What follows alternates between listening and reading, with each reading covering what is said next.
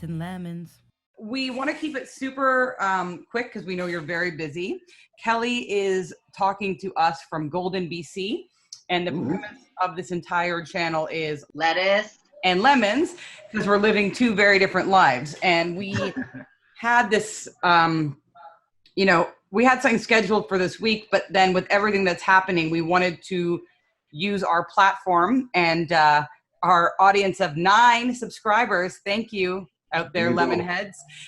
We're playing around with names and really understand what's happening across the world, and also what's happening regardless of the new news. The reality is you've been in this space for a long time in terms of breaking down both gender and race stereotypes through your business. Roland is joining us today. He is a longtime friend of the Adelsons. He actually shares a birthday with Hudson. And he's known me since I was 13 and saw me grow up. And he is amazing and a very big part of our family. And Kelly and I work together and have been friends for, I don't even know how long now, a long time. 2006 we met. Yeah. So another long time friend. So we're going to start with thanking you for being here. And we want to understand a little bit about your background and who you are and what your deal is, basically. Who am I and what is my deal? Yeah. Well, that's a loaded question there. Well, I'm Roland Acheampong, and interesting fun fact would be the name Acheampong means fearless. However, Roland means unpopular and lethargic. Oh my God. There you go. But if you spell Roland with 2 L's, it means famous throughout the land. Famous throughout the land. Yeah. Adelson means insecure and awkward. I'm not buying that. Sudbury means big drinker, I think. Yeah. What is your background and what are you doing now work-wise? I've worked for a lot of places. And every time I've moved jobs or careers, it's because I've always been searching for more. I always felt that I could be more and have more impact with every organization I've worked with. So I started in technology and I found myself looking for something else to do. While I was in that transitional period, myself and my best friend started a company called Fundamentals, which was a sports mentoring organization that would empower and mentor kids using sports as a tool to do that.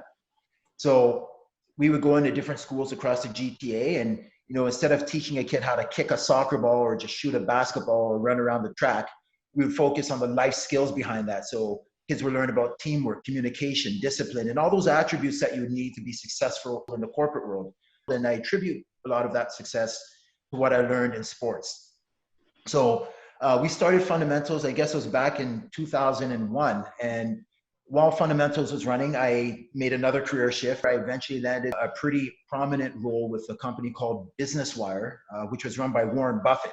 And funny thing is, at the time when I interviewed for that role, I had the opportunity to meet Warren Buffett, and I didn't know who he was. Oh my goodness. I think at that time, when was that, 2008 or so, he was the richest man in the world. And I had no clue. And I'm glad I didn't know at the time, because who knows how I would have responded.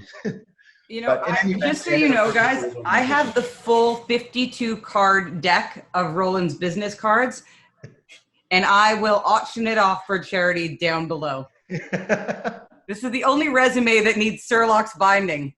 But I just feel so connected to you already because my background started in tech.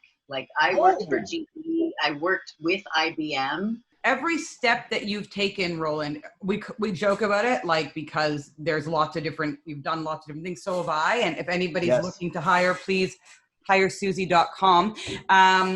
I think what's really important is every step that you've taken has brought you closer to where you are today, which is amazing. So take us through Fundamentals to today. My wife, Denise, we call her the queen of DIY. When I met her, when I was courting her, she was teaching sewing lessons out of her tiny 1-bedroom apartment in downtown Toronto. Now, the only way I could get myself a date was by taking sewing lessons, because she was just too busy to see me. So I did what any smart man would do, and I started taking sewing lessons. All right. So here I am learning how to sew. And I thought to myself, wow, the last time I actually touched a sewing machine was back in home ec. And just out of curiosity, did any of you take home ec back in the day? right? I did. So, it was such a great experience for me anyway. And I realized that home ec is something that's been pulled away from our curriculum. In fact, I think it's been pushing 20 years since home ec has been offered at the elementary level. Now, I know some high schools have some level of fashion and woodwork and that sort of thing, but at the elementary school level, there is no home economics. So I was thinking to myself, wouldn't it be interesting if we can kind of bring back home ec into schools? But home ec for a lot of people was a little bit boring because of who was teaching them the home ec. So I had this idea of merging my company Fundamentals, which really focus on, again, mentoring, building confidence, and empowering students, and merging that with sewing. But the twist is that I wanted to have the type of impact that would make your jaw drop. So I thought, what kind of impact would make someone's jaw drop? And I figured, you know what, having big, buff, athletic guys. Topless. Maybe that's phase 2, Susie. I'm in. But big athletic guys to come in and teach kids as young as, kindergarten or junior kindergarten all the way up. So I approached Denise with the idea, and I said, give me 2 weeks to knock on a few doors and see what I can do with this. And to be honest, I had no idea what I was selling. I just had this rough idea in my head, and I started knocking on doors. And the first year I went to over 400 different schools, talking to them about this program that I had no idea what it would look like. And eventually somebody said, sounds cool, let's do it. Here we are, a number of years later, and we're impacting, inspiring kids, and we're using sewing as a tool to do that. I'm just very proud of what we've been able to accomplish in like such a short period of time, and most importantly, the impact that we're having on so many kids' lives. It's very special to me. So fun fact, Hudson's done this at his school twice. For his birthday party, we brought Roland into a pop-up sewing studio. And we also had a gaming lounge downstairs in the man cave that I'm in. And the lineups for the sewing studio were out the door. Hudson, for the last 3 Christmases, has asked for a sewing machine. He, it's something that really resonates with him. So I can say for me as a mom, seeing him unplug, use his hands, use his words, be creative has been amazing. I learned to sew as an adult, so I'm sort of jealous of kids that get to learn today at a young age. Tell me about your family. Yeah, so I've been married, oh boy, quiz time, since 2007. We have a daughter who will be 6 next week, and she is the love of my life. Both my wife and my daughter, I'm just so grateful to have them. I love what you're doing with the sewing studio. And I was talking to a couple of friends about you coming on here, and they were like, oh my God, such a life skill. Like, they don't know how to sew. And they were like, if I could sew, like, it would change so much. Kelly, we get that all the time. And, I would say after every workshop, we get parents who call us, email us saying, thank you for teaching my kid how to sew. But more importantly, thank you for bringing in the amazing team that you brought in. My son or my daughter can't stop talking about, this person that they met on your team, or that person that they met on your team, or the person who was, talking to them about being confident and believing in themselves and knowing that they're capable of accomplishing whatever they put their mind to. And listen, sewing is amazing. And like I said, and like you mentioned, it is a lost art, and we're happy that we can bring it back in a very creative, unique way. But over and above the sewing, it's the other things that we do in the program that I think make it very special. Awesome.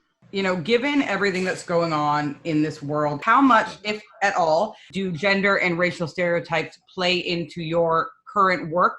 It certainly breaks down stereotypes because, sewing is typically something that people would associate with women or older ladies. So, here I am and, my team, we come in and we're men and we're athletic men. And the other part of it too is, a majority of my staff are individuals of color. And it's something that a lot of schools don't see very often. So, we walk into the schools, kids usually drop their jaws, their eyes pop out of their heads, and we're carrying these sewing machines, and they're just like, what the heck is going on here? They're just really, really taken by the visual of having 5, 6, Black athletic men come into their school.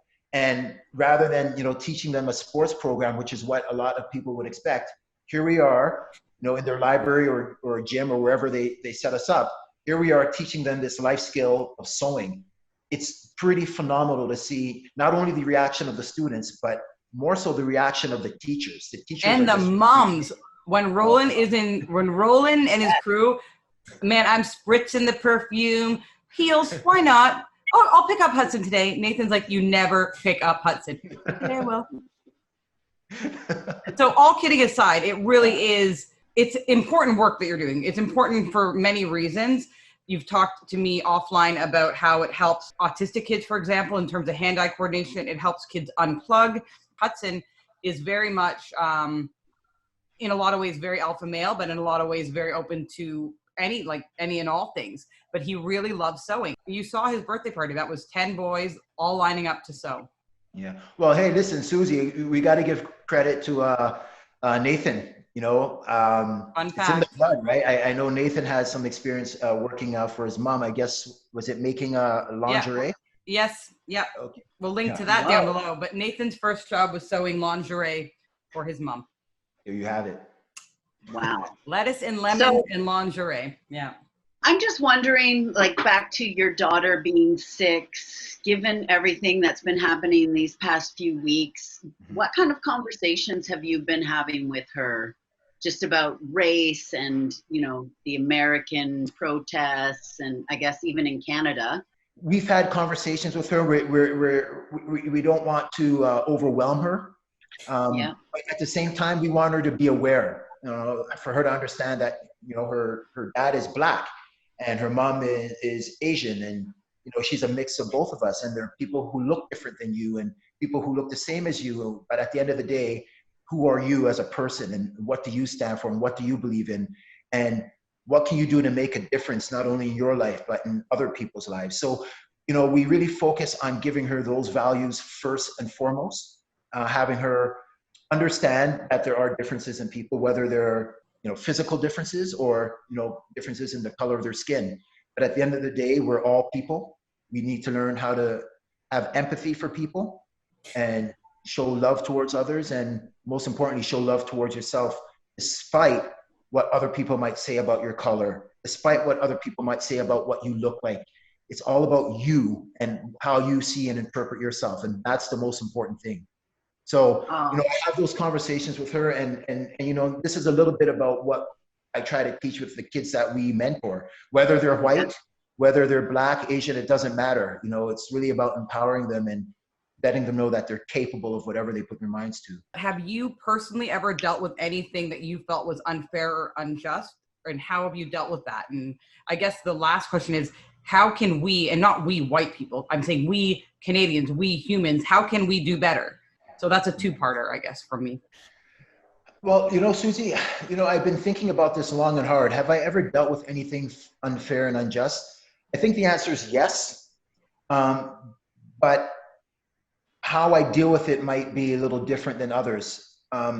Because growing up, I was fortunate to have a teacher who said 3 things to me. He said, I believe in you. You are capable, and you are confident.